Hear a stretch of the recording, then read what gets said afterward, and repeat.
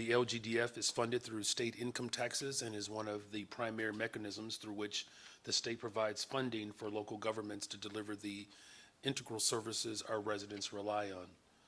This year, the proposed budget includes a cut which amounts to $60 million.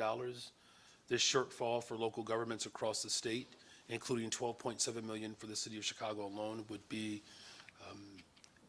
impactful.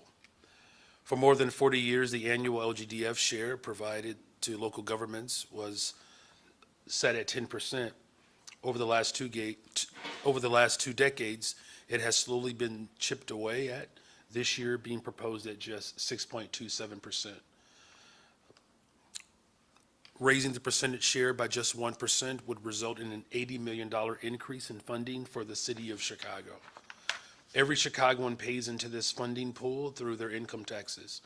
Our residents who work hard every single day keep our city the economic engine of the entire state of Illinois. All of us deserve to receive the full return on their contributions. At a time in which the cost for local governments has risen along with inflation, the proposed cuts hamper our ability to maintain the full provision of public services that our cities need to function at their very best. In addition to reversing the cuts to LGDF, we will continue to work with our legislative partners to pursue the progressive revenue that we need to break the cycle of budgets which have again and again been balanced on the backs of working people.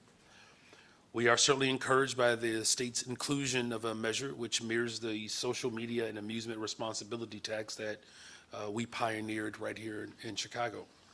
As we all recognize the need for big tech corporations and social media giants to pay their fair share, I will be renewing my call for this General Assembly to grant Chicago the authority to levy a digital tax and include a statewide digital ad tax in this year's budget. Targeted advertising has enabled these companies to reap billions in profits, so it's only fair that they pitch in to support the well-being of Chicagoans and every Illinoisan.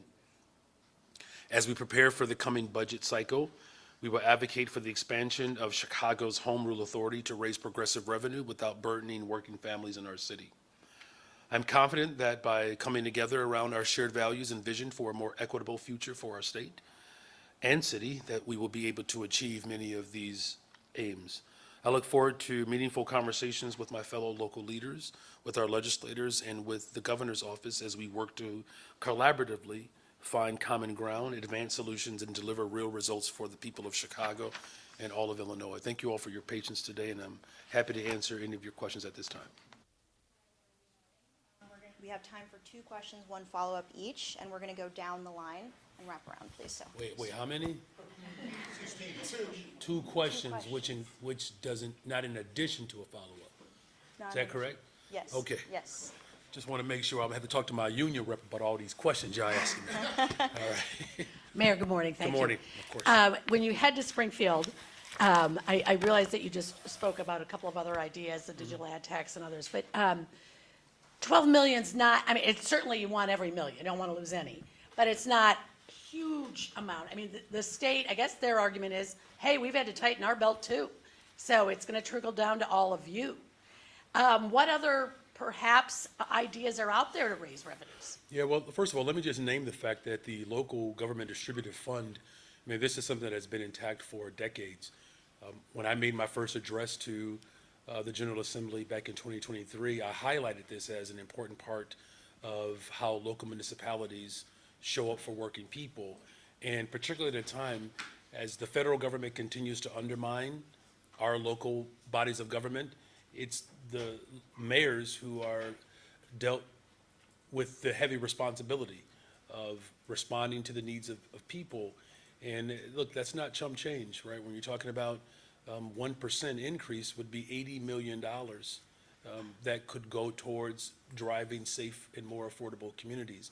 So it is important. I've been working to organize local mayors for the last couple of years. In fact, in DC, we convened a meeting with many of the local mayors who represent communities that are rural, right, suburban, and of course, obviously me representing the largest city. So it has bipartisan support. This is a big deal, and we cannot afford, if we're asking anyone to tighten the belt, we should look at whose belt is exploding, and that's the ultra-rich. As their bellies get fat and our people are starving, this is not the time to balance the budget off the backs of working people. As far as other ideas, like, look, our position is still the same. I've been advocating for a digital ad tax for some time. This is something that I know the Senate president has expressed interest in. And so there is movement, you all. I just believe that the urgency of this moment really requires us to the fact that the idea that we pioneered in Chicago, the social media amusement responsibility tax, that's something that the state is looking to do. So clearly, there's some shared ideas that they're, gaining from the work that we're doing in Chicago. We're hopeful that that can be reciprocated. The levies in which the state has control over, the jurisdiction over, they need to pull those levies now because it's a matter of life and death for a lot of our families, not just in Chicago, but throughout Illinois. Is what to do about Soldier Field also on your agenda? Well, I mean, the best thing to do for Soldier Field is to make sure the Bears are playing there. Look, I still firmly believe that the best place for the Bears to play is in the city of Chicago. They expressed interest. I remember that a couple of years ago. Right now, the type of tax, I don't know how they're framing it, but the type of tax structure that they would set up for large corporations and billionaires without, a clear pathway to provide certainty as well as equity for everyday working people. I believe that that's a mismatch there.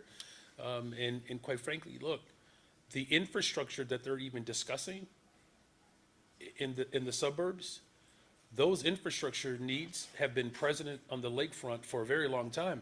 It's the top tourist destination anywhere in the state of Illinois, right? So it's to the economic advantage for all of Illinois to support the economic engine of the state of Illinois.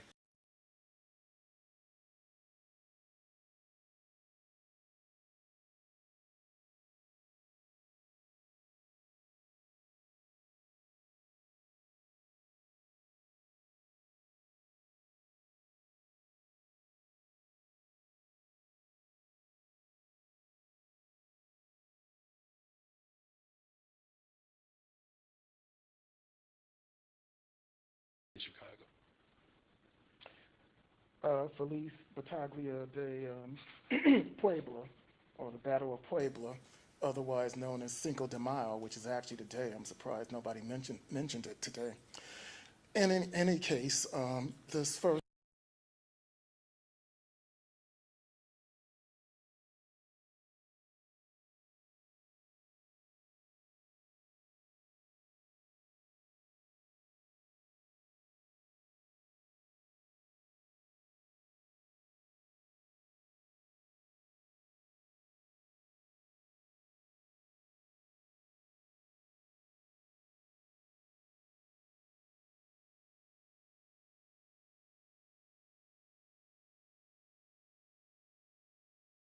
not talking up the same for descendants of U.S. chattel slaves. Look, I can only speak for, my position, and, as we are moving with our, task force around what reparations for Black Chicagoans, could look like. The harm that has been done against Black Chicago is quite severe. That history is pretty substantial, whether it's the dismantling of our public schools, the dismantling of public housing, the closure of mental health clinics, the lack of opportunities for jobs, right? I mean, there are a whole host of areas where Black Chicagoans have been harmed by neoliberal, ideas and austere budgets that, quite frankly, that have been moved primarily by the most conservative presentation in our city, in our country. And so I think it behooves us to ensure that investing in affordable housing, investing in education, investing in good paying jobs, that these are ways in which we can repair that harm. As far as any other group that is seeking reparations, look, I'm never going to stand in the way of that, right? I mean, we know the history in this country, whether it's Japanese Americans, whether it's, the Jewish community, that, of course, the harm that was done during the Holocaust. I mean, there are countless examples of groups receiving reparations. My focus right now repairing the harm that was done against Black Chicagoans. So to clarify, in your case, this would not end up as another case of foundational Black Americans having to yet again wait their turn behind other groups for repairs. Is that- Look, my priorities have been pretty clear. You know, we have a reparations task force to repair the harm done against Black Chicagoans. And of a more international interest, how wary are you that a final enacted version of their reauthorized FISA no-knock warrant law could be weaponized against sanctuary city mayors and governors the way it was, the original version was against Black Lives Matter organizers and activists? Well, look, worry might be too strong of a word, Mark. Quite frankly, you know, do I take all measures seriously as it relates to the type of threat and damage and harm that it can do to the most vulnerable? Of course, you know, but I try my best not to live or to react out of fear. You know, I'm in this position as mayor to speak up for the least of these, the most vulnerable amongst us. It's not a popularity contest for me. It's about delivering high-quality services for the people who rely upon them the most. And I think when it comes to ensuring that our criminal justice system is responsive and as well as committed to an equitable distribution of justice, that is something that we all have to work towards. So to clarify, you'll cross that road when you get there. As I said, I think worrying is probably wary. To the extent in which it's going to prevent me from being able to continue to move to build safe and affordable communities, it hasn't. Thank you, Craig. Mayor, if I can just clarify something that Mary Ann had asked earlier about the Bears. Do you plan to have conversations with lawmakers about the Bears and whether it's either the bill that is now before the Senate or trying to keep them in Chicago? Well, I've continued to have conversations, you know, with lawmakers that the Bears belong in Chicago and that their interest is in Chicago. Look, I would have preferred to have conversations about a millionaire's tax. You know, to be perfectly frank with you, I'm disappointed that the bulk of the conversation about Springfield right now is about how do we provide benefits for corporations at a time in which affordability is the number one issue that people are concerned about. And I know this is something that the governor has raised about raising the minimum wage and ensuring that, you know, we're creating a pathway to build more affordable homes throughout the state of Illinois. I'm grateful that within the budget that he's put forth a social media tax. I think it's important that the city of Chicago understands what's happening in this moment. And what you have is a situation where you have a bill that's being discussed right now that would provide relief around property for corporations. What's interesting about that is that that's not something that the Bears currently have to think about in Chicago because they don't pay property taxes. You know, so I think, again, as I said to your colleague, there is a mismatch here in terms of what the people of Chicago and Illinois are most concerned about and how government is responding and reacting in this moment. Now, do I believe we can do both? And of course, I do multiple things as mayor. We fight for affordable homes. We fight to keep people safe. And we're fighting to keep the Bears in Chicago. We can do it all. But, you know, yes, I'm going to have a conversation about the Bears. But again, the priority is to ensure that the people of Chicago get their fair share in terms of tax distribution. And that's why the local government distributive fund is top of mind for me. And if I can ask you about police overtime, they've gone through about a third of the $200 million that's budgeted for this year, and we have not even hit the summer yet. How are you preparing, and have you had conversations with the superintendent for managing that, given that, you know, if they go over $200 million, it's got to get pre-approval? Yeah. Well, look, when we put forth the executive order, the whole idea was to make sure that we could monitor it at the district level. And the superintendent has done a solid job of doing that. And in fact, I believe that as a whole, and we'll have to go back and double check, but overtime is down 3% overall. And we can get those numbers to verify. Look, the goal is to make sure that if overtime is needed, is that we're doing it purposefully And of course, it's done to ensure that we're maximizing safety. But the ultimate goal, of course, is to make sure that our budget remains intact. And to your question about what we're doing, we're constantly monitoring at the district level, because that's where the authority has been granted, is that those district commanders are being judicious as they deliver high-quality services for the people of Chicago, but they do it in a way that doesn't blow through our budget. How you doing, Mayor Johnson? I'm doing pretty good, thank you. The Cubs are on a hot streak right now. Indeed. I'm feeling pretty good about where we're headed as a sports organization. To police costs, I wonder if your administration has any information about how much money the city spent on police and security connected to last Friday's Mayday event, and if there's going to be an attempt by the city to collect any costs back from CTU. I'm trying to understand the last part of the question. First part of the question I can answer. Okay. I don't have those numbers. I don't, and we can get those to you. This was not a CTU event. May Day was International Workers' Day, in which Chicago Public Schools students participated in it, right? And, you know, as a social studies teacher, keep in mind, young people participating in the liberation for working people, there's a strong historical precedent for that, right? You know what I'm saying? Our young people that were out there by choice.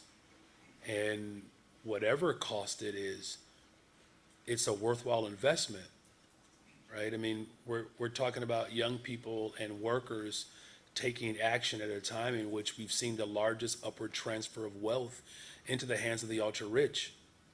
You all do a good job at reporting this, and I mean this. What's at stake in this moment is far more severe than whatever May Day cost us. There's 150,000 Illinoisans right now that we don't know if they're going to have food. Those parents send their children to school. And so we have workers that are being threatened. We have tip workers in this city right now where people believe that they're responsible for the economic downturn. And then you have children going into schools that are not fully resourced. And then you have workers showing up every day trying to make, you know, lemonade out of lemons with no sugar. And I just think it's important that we continue to narrate what's happening in this moment. We're seeing the rise of fascism all over the globe. Right-wing extremism and the anti-worker, anti-immigrant, anti-black. The Supreme Court just gutted the Civil Rights Act, the Voting Rights Act.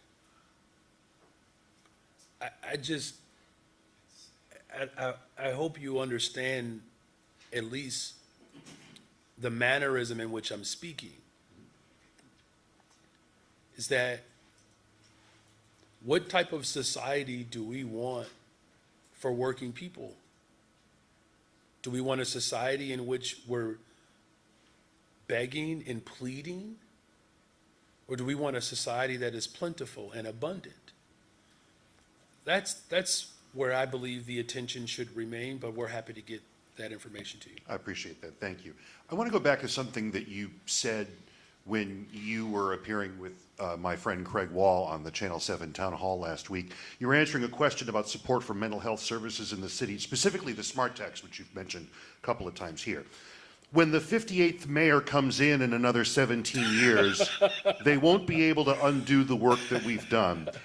Is that a formal declaration of intent or a hint about where you're leaning, sir, about next year? Well, first of all, it was really great to be able to take those questions with a live audience. And I hope that you all at least got a chance to experience what I experienced, right? That often, and I'll just be very honest, the questions that you all ask, that's not what I'm asked of when I'm in the broader public. And I think the motivation behind those type of open forums is to get a chance to speak directly to the people of Chicago around the questions that are pressing to them versus the questions that are pressing for the press, quite frankly, right? You know, as far as what my political future holds, I think it's really about the future of politics as a whole, and it's not just about Mayor Brandon Johnson. that, again, voting rights, workers' rights, immigrant rights, they're coming, the interests of the ultra wealthy on this planet, they are literally coming to consume anything and everything. And my focus is going to remain on ensuring that we're driving violence down, that we're building more affordable homes. And the time for political declarations will come at the appropriate time. But in the meantime, yes, I'm very much determined and committed to build the safest, most affordable city in America. And that whatever happens after my time as mayor, that the work that we do outlives my time as mayor. That's the most important thing. Hi, Mayor. Hi. What are your sticking points for what it would take to support legislation for a Bears Stadium in Arlington Heights, or are there no concessions that could be made? It's very cute, Alice. It's very cute. I appreciate the frame of the question. I do. And we're building a brand new soccer stadium with the Chicago Fire. The 1901 project on the west side of Chicago. Psi Quantum on the southeast side of Chicago with a brand new hospital on the south side of Chicago. First time in 60 years. I'm building things in this city. I want to build more things in this city. And why is that important?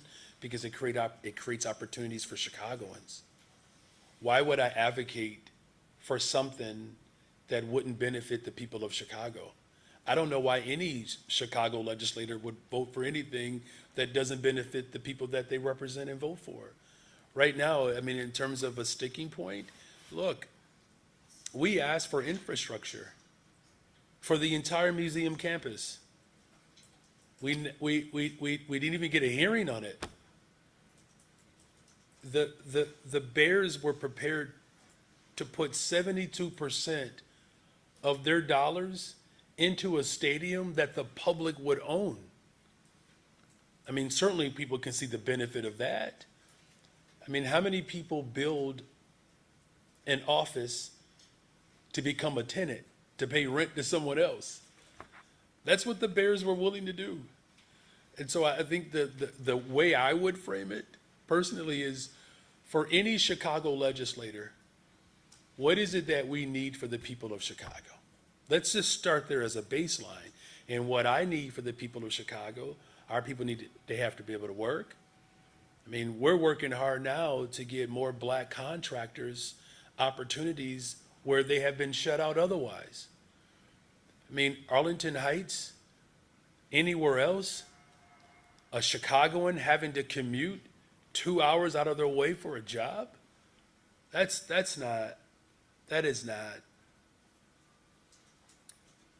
not something that I don't believe anybody who represents Chicago should want.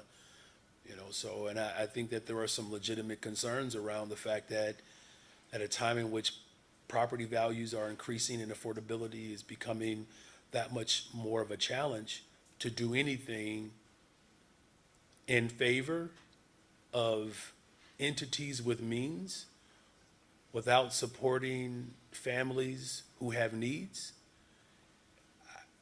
I would find that short-sighted. Thank you. And do you support Alderman Beal's legislation in licensing committee today that would effectively ban sweepstakes machines in Chicago? You know, I haven't looked at it, honestly. I haven't.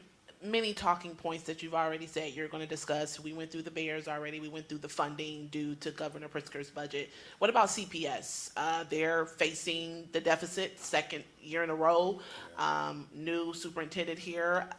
Is that going to be a conversation there? Yes. You know, it's been an ongoing conversation because it's not just CPS that's experiencing a deficit. And listen, I want to just make sure that I'm on the record again. Hear me good, you all. Every single school district in the state of Illinois, the vast majority of them, will suffer the same type of deficits. $3.2 billion or so, where the state of Illinois still has a ways to go to fully fund our schools. And what's fascinating about this discussion is that some legislators are more upset about us calling out the fact that we're underfunded than they are that we're actually underfunded. And this is why I know the Speaker of the House, he supports a millionaire's tax. It's unfortunate that they weren't able to get that done and get that accomplished, but look, there's still time to move on other progressive revenue ideas. I've always advocated to fund our schools properly. I don't know if you're aware of this, but when I was an organizer, I took arrests. I've gone on hunger strikes. I've gone on teacher strikes for funding our schools. As mayor, I released the largest TIF surplus into our schools than any other mayor in the history of Chicago. I'm going to stand 10 toes down for the people of Chicago, in particular around CPS. Of course, we're going to discuss progressive revenue to ensure that our schools are fully funded. Now, can you kind of outline what that will look like? You're saying we need funding, help us do that. Every other school in Illinois also will feel the same heat. But what does that look like? If you go there, they have these conversations, and you have to be prepared to say, this is what I want, this is what will work, that may not work if they offer something. Yeah, I mean, look, you will always have negotiations. You know, the way it works is that you have to identify the source of revenue first, which we've done. Now it's a matter of the political will, right? Some of this really is not just on school districts and mayors. These state reps and state senators got elected as well, right? And I know that there are a number of legislators who understand the importance of fully funding our schools, right? I mean, and I think the way it can work is that if we can all come together. I mean, think about how folks are coming together to figure out a stadium. I mean, again, we've spent more time talking about a stadium than other things in Springfield. And look, I know sometimes that's driven by the interest from mass media, but when I talk to legislators, trust me, they're talking about the same concerns that I have, whether it's food insecurity, whether it's housing. These things do require prioritization. Same thing with our public schools. So yes, there will be a great deal of discussion, and you know, hopefully with the mayors coming together around the state to really fight for our government distributive fund. These are the same mayors that represent communities where school districts are also severely underfunded.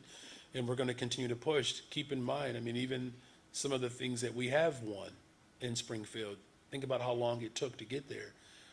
This LGDF, I mean, folks have been fighting to raise that for the last 15 years since Governor Quinn. Haven't heard that name in a while, have you? So, you know, these fights have been ongoing, but look, I'm not going anywhere. We're here for it. We're battle tested, and we're going to continue to push to make sure that working people are prioritized. Thank you for that. Mayor. Hey, Justin. Good morning. So when you discuss the mega project legislation with state lawmakers, you know, you're opposed to them leaving, I understand that, but you're describing a deal that was put together, you know, 2 years ago and didn't go anywhere. Do you have a new financial model for the lakefront or Michael Reese or anywhere else? Do you have a, I guess, lack of a better plan, or new plan Another to idea? discuss? I mean, that's a good question. We have a couple of ideas that Can you share we'll them? present. I mean, I think that would be, you know, inappropriate just because we haven't had those conversations with our legislators. And, you know, trust me, by the time that conversation ends, I'm sure somebody somewhere will slip you a note. Not me. I don't know who you get your information from, but they're pretty good at getting it to you. But the point being, though, is that, no, it's unfortunate that we never even got a conversation around it. You know, I was talking to one legislator who, you know, talked about the $900 million that I believe that they're discussing for infrastructure for the suburbs. And, you know, I said the starting point for the infrastructure for the lakefront was about $1.5 billion. And it doesn't mean that that's where it would have landed, but I think to your colleague's point, you got to start with a number and then you work through it.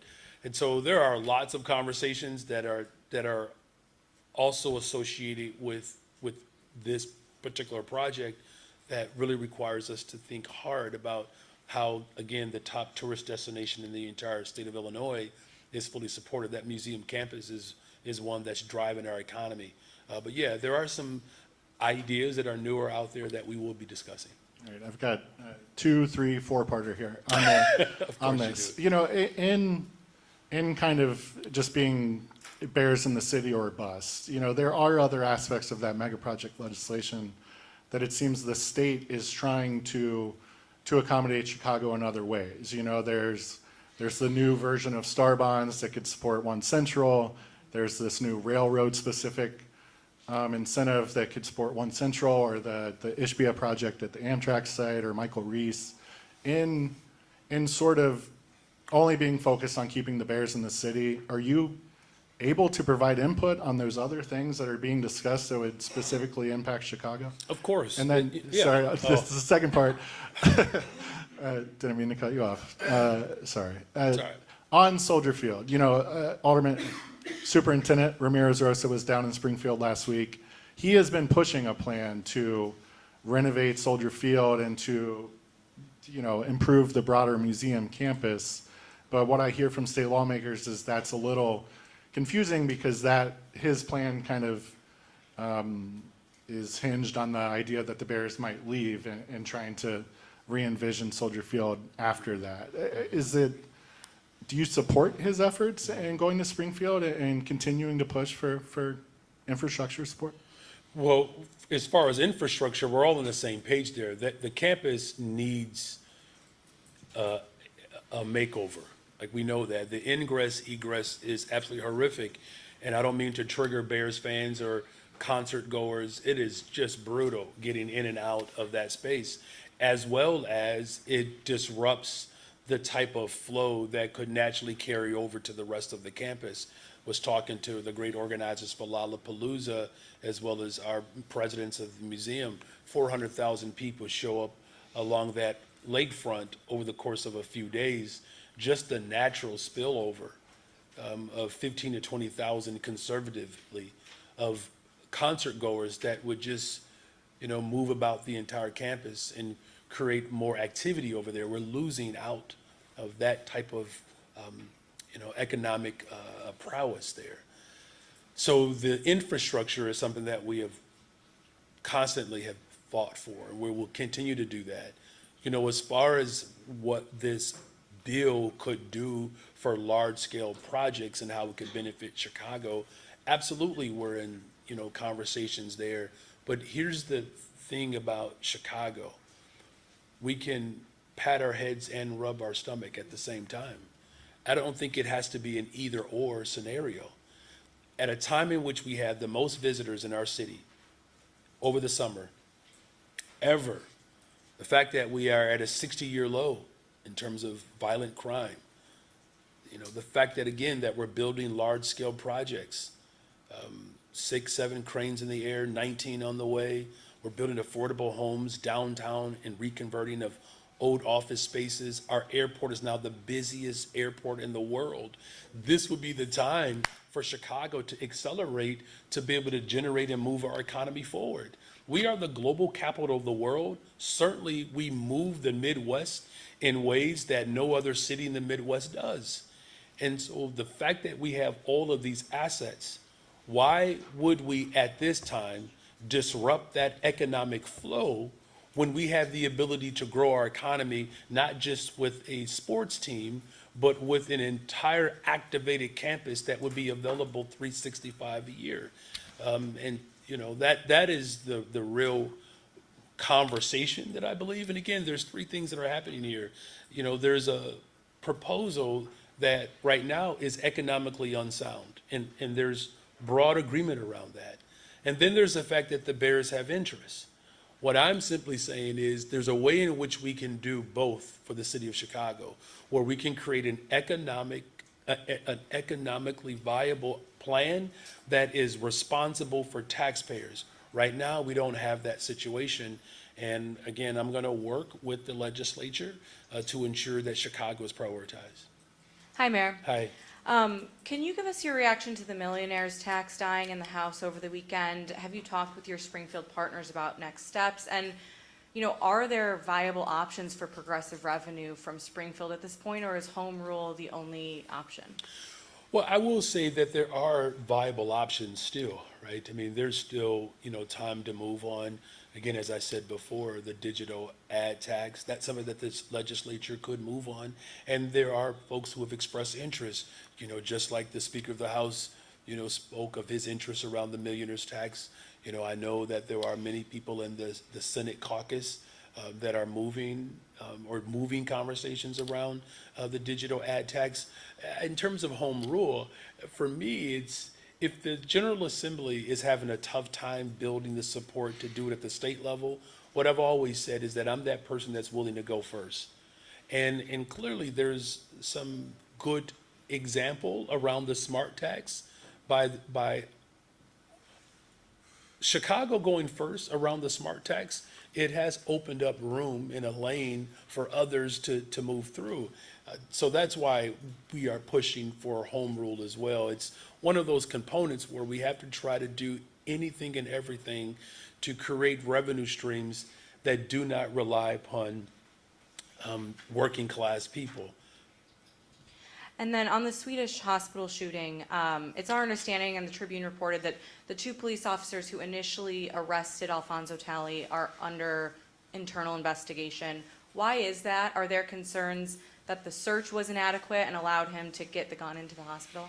I know there's an ongoing investigation there. I mean, I can't, speak to something that's ongoing.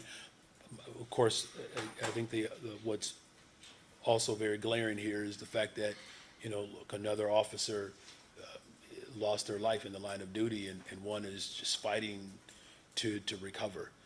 We're going to pray for the Bartholomew family, his wife and his children, his mother, and his loved ones, the entire police department. Of course, we're going to continue to pray for Officer Crespo that he can get back to life, and hopefully and prayerfully that some level of normalcy. But as far as any investigation, obviously, because it's ongoing, I can't speak to it.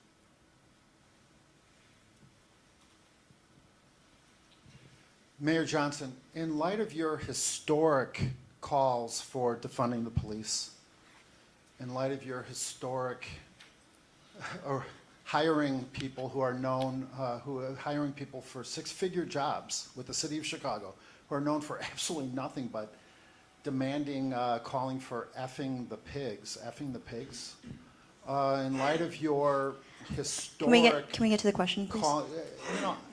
I'm going to ask the question that the people of Chicago have asked me to ask. Please get to the question. Thank you. In light of your historic calling, incarcerating violent repeat offenders, people who have raped, murdered, robbed, Chicago citizens, law-abiding Chicago citizens, racist. Where is the question? You want the question? Are you sure? Please, let's get to the question. Yeah. Thank you. Well, let's see. Let's see about that, okay? Because the mayor doesn't seem to like my questions very much. In light of all of the above, do I need to repeat it? I haven't heard your question yet, William. In light of all the above, would you take this opportunity to apologize to the family of Officer Bartholomew for the role that your rhetoric has played, your vile rhetoric, according to the people of Chicago, black and brown people, by the way, who have asked me to ask you to apologize to the family of Officer Bartholomew for the role that your vile rhetoric has played in his Thank you for the murder. question. Let's let the Listen, mayor answer. I don't agree with not only your premise, but even your characterization of what the people of Chicago are calling for. What we are calling for in this moment Check the is not comments. to. Check the comments on your own social media. Please, let's let him answer the question. I want to answer the question, okay? All right. Insane. So in light of what has just taken place, I think it's important that, one, we pray for the Bartholomew family, and that, two, that we continue to pray for Officer Crespo, that he fully recovers. That's the focus, and that's where I will remain. Okay, so you won't apologize to the family of Officer Bartholomew, just as you refused to apologize to the family of Bethany McGee when she was set on fire on the CTA by a repeat violent offender, just as you refused. Do you have a second to question? Yeah, this is my second question, okay? Jeez. My God, are you kidding me? This is the city of Chicago. Just as you refused to apologize to the family of Sheridan Gorman when I asked you if you would apologize to them. Do you intend to attend the funeral of Officer Bartholomew? And if you do, will you take that opportunity at long last have you, at long last, to apologize to the family of Officer Bartholomew for the role that your vile racist language has played in the murder Thank you of for the Officer question. Bartholomew? The question is if he's attending the funeral. As I've said before, again, I think it's important in this moment that we not only pray for the Bartholomew family, we have to ensure that we continue to pray for all of our officers, you know, who dedicate their lives, women and men, to serve on the front lines of our city. We're praying for the full recovery of Officer Crespo, and we're grateful for the services that our first responders provide to the people of Chicago. So you will not apologize? Let's move on to the next question, please. Next.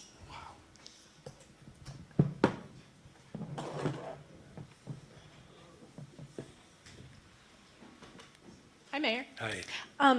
During a court hearing into the consent decree a few weeks ago, the Illinois Attorney General's office called for a full-scale review of how CPD is using force against members of the public. Do you support that review, and would you direct Superintendent Snelling to cooperate with that review?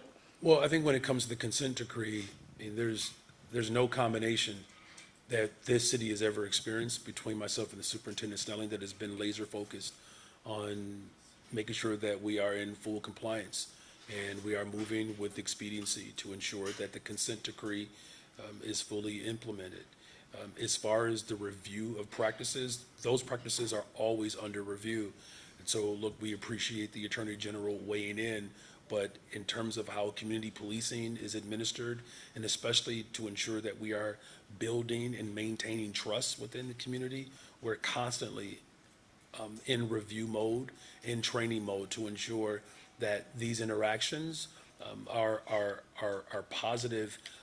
There is some reporting around the consent decree, and we can follow up with you, Heather, on this, is that the level of reporting as it relates to this consent decree has shifted. And so some of the reflection of the consent decree around this particular aspect is really centered around like how the use of force definition is how use of force is defined, in other words. Shifting gears a little bit to the budget, we learned in a budget hearing last week that the city has not gotten any responses for proposals to expand public advertising and the debt sale as ordered by the city council crafted budget. Are you concerned that as we enter the 5th month of the year that revenue won't materialize and we are quickly approaching a situation where there would be mid-year layoffs, as you suggested a few months ago? I've always been concerned about the projections that they made. Look, the simplest way for us to be able to settle the budget was to administer a small tax on the largest corporations in the city of Chicago. We wouldn't be in this situation, you know, had we gone that route. And I've expressed from the very beginning that the projections that were made were problematic. Look, we have worked hard to implement this budget. We'll continue to work with City Council to do just that.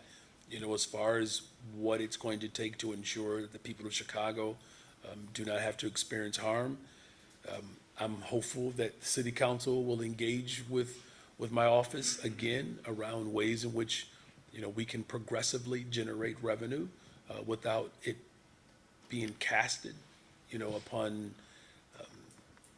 speculation versus what could be made certain. And I'm going to continue to be open to those conversations. All right, thank you all very much. Appreciate your space.